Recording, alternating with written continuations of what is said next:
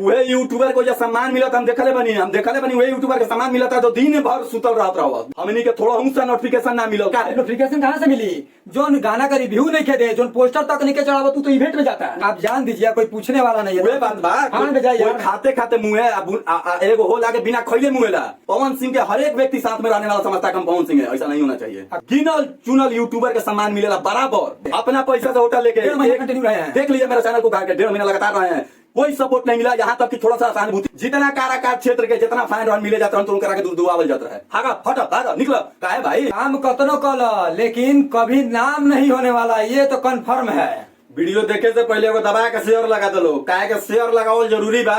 काहे के आज हमनी के ना गाना पर मुद्दा लेके आइल बन जा बात के, आ ना पोस्टर पर, आ ना कोनो फिल्म पर। एगो वीडियो देखे से पहले दबा के शेयर करो, लोग दबा के शेयर करो। काहे कि भाई एक बात तो एकदम कंफर्म बा, कोई खातिर कतनो जी जान लगा के काम कर दो, लेकिन कोई होखे वाला अपन नहीं खे।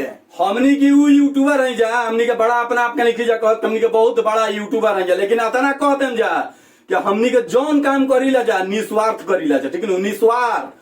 हमको ये नहीं है कि हम वीडियो बना रहे तो उनसे हमको 2 लाख रुपया चाहिए, 3 लाख रुपया चाहिए। निस्वार्थ हम लोग काम करते बसरते। देखिए सम्मान सबके लिए एक होना चाहिए। अगर सम्मान के साथ खिलवाड़ हुआ तो भाई सम्मान के साथ समझौता हम ना करी, ठीक नू। हम ही नहीं की कहते हमारा के बैठा के पूरा स्टेज पर पुरस्कार दिया जाए, लेकिन सम्मान बोला नू, सम्मान अगर दिया जाए, सारे यूट्यूबर एक समान होते हैं तो सम्मान सबको बराबर मिलना चाहिए। अरे सम्मान वह लोग के मिलेला जो 3 गो 4 गो 5 गो 10 गो काज ने कौन कौन बाड़े, तू कतनो कल सम्मान मिले वाला नहीं के भाड़ में गए नहीं। अरे यार के करी मैंने दिन तारा का बता दी कि दिन के दिन आना रात के रात आना भोजन खात रही जा, बिना स्वार्थ के निस्वार्थ सेवा के लिए बनी जा।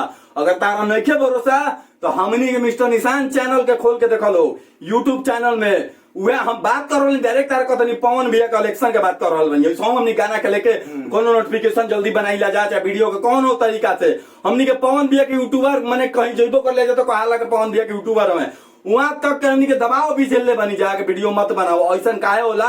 हमनी के यूट्यूब चैनल के तू उगार के देखो का हमनी के काराकाट क्षेत्र में का मेहनत कैले बन जा, का कैले बन जा, निस्वार्थ। एक भी पैसा का लोभ नहीं हमको, हम नहीं करे कि हम पैसा के लिए बना रहे, लेकिन एगो दिल में दुख होला यार। वह गाना के बात कर रहा बानी जोन गाना आई रहे जकर इवेंट रहे, हमनी के थोड़ा सा नोटिफिकेशन ना मिलो का नोटिफिकेशन कहाँ से मिली? जो गाना का रिव्यू नहीं के दे, जो पोस्टर तक नहीं के चढ़ावा, तू तो इवेंट में जाता है। वही यूट्यूबर को जब सम्मान मिला था हम देखले बनी वही यूट्यूबर के सम्मान मिला था तो दिन भर सुतल रहत रहो, दिन भर सुतल। हम लोग देखिए हम बड़ाई नहीं कर रहे हैं, मेरा चैनल को आप उगार के देखिए, वीडियो देखे से पहले तारा का 10 साल कहते भैया दबा के को शेयर कर लो। काहे का जब के गाना उना पर बात नहीं खींचा करे, ठीक नू। आना पोस्टर पर बात कर सम्मान के साथ ठेस पहुंचल बा तो अपन बात रखत है, हमी के हमारा का पूरा सम्मान दे दो।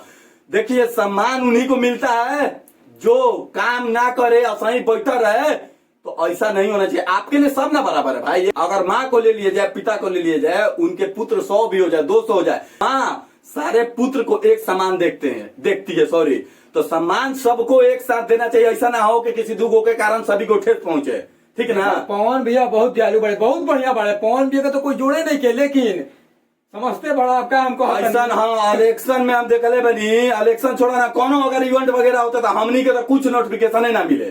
काहे भाई हमनियों के वीडियो बने जा नहीं के भरोसा तो जाके हमनी के चैनल को उगार के देखो का मेहनत बुझा तक हमनी दूसरा गांव के बानी जा रहे भाई, हमनी के आ रही के बानी जा ना कोई धीरे धीरे आदत छोड़ल जाई, ये न कोई जाई एका पे तना छोड़ जाई, धीरे धीरे वीडियो बनावल छोड़ल जाई। आप का कहिए अब लोग से हमनी के दबाव सहतन जा भाई, एक तरफा दबाव सहरल बन जा। हमनी के तो कहिए दबाव आई रहेगा भाई वीडियो बनाना छोड़ दीजिए पवन भैया पर।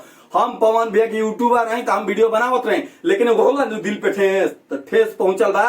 पवन भैया के हम लिखी कह, पवन भैया के टीम के हम कहते चाहते नहीं सम्मान उसने आदमी के दियाला जो बराबर होके, बराबर ऐसा देखल जाला कि गिनल चुनल यूट्यूबर के सम्मान मिलेला बराबर ऐसा नहीं होला। ठीक है दीजिए भाई, हम लोग को कोई दिक्कत नहीं है। धीरे धीरे हमनी का वीडियो कम आई, क्या कहिए वीडियो कम कहिए भाई। मान लो हमनी के सम्मान ना मिली जाता है, मान लो हमनी के दबाव मिला था, दबाव से हट के वीडियो बना रहा बन जा, ऐसा काम हमनी के ना कहिए भाई। एक तरफ आप जान दीजिए, कोई पूछने वाला नहीं है। वे बात खाते खाते मुँह एगो हो लागे बिना खैले मुँहेला। दुनिया में दू किस्म आदमी होला तारा के बता तनी, एगो खाए खातिर जियलन, एगो जिए खातिर खालन। तो हमनी के भाई जिए खातिर खातन जा, बिनु कम हमनी के जिए खातिर खातन जा।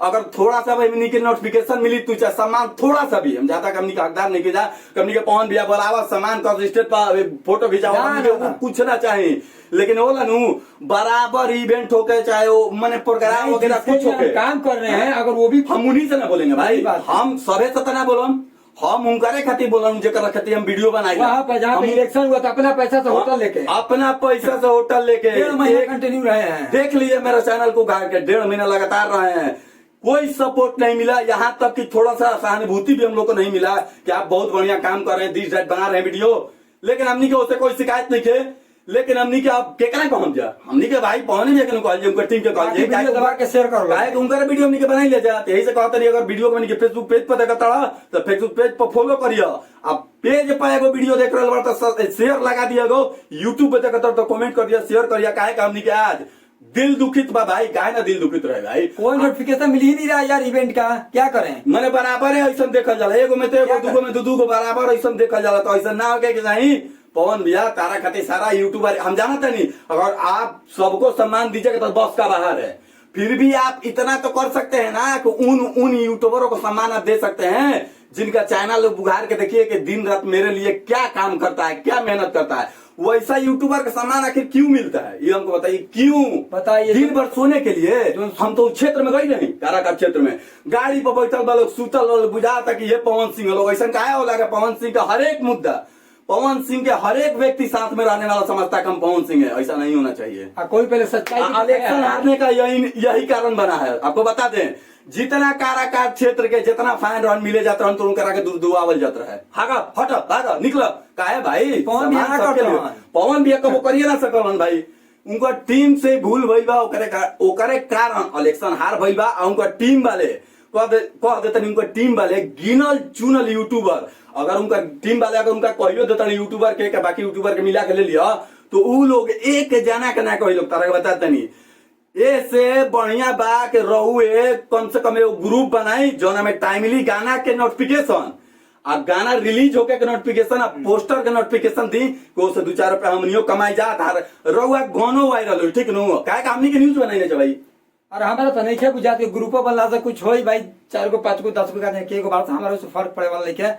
मिलत है नेक्स्ट वीडियो में, वीडियो दबा के शेयर करिए लोग। लेकिन दिल बहुत दुखी हो गई भाई, यही से बताओ तनी वीडियो अब बहुत कम आई, बहुत कोई के सपोर्ट भाई, वीडियो काहे सपोर्ट में काची का सपोर्ट, हम लोग को सपोर्ट नहीं मिल रहा है, हम सपोर्ट में खड़े रहे हैं चारों तरफ, मतलब हम बात सुने आपके लिए दिन रात लड़ते रहे तो क्या, तो केवल एक छोटा सम्मान के लिए ऐसा क्यों होता है, बराबर ऐसा क्यों होता है कि उन्हीं लोगों को सम्मान दिया जाता है जो बिना काम में कोई वे लोग के देवल जला के कहूं जाए के वापस नोटिफिकेशन लोग ऐसे चले लोग बुझा लोग पवन सिंह है। अरे बाबू पवन सिंह तू ना हो, पवन सिंह को हम नहीं बोल रहे, पवन सिंह तो महाराज देवता इंसान है, देवता है, उनके टीम वाले से गलती होता है, बराबर ऐसे काहे होता है, बराबर ऐसा काहे होता है, ज्यादा है हम कुछ बोलम ना, ठीक नु।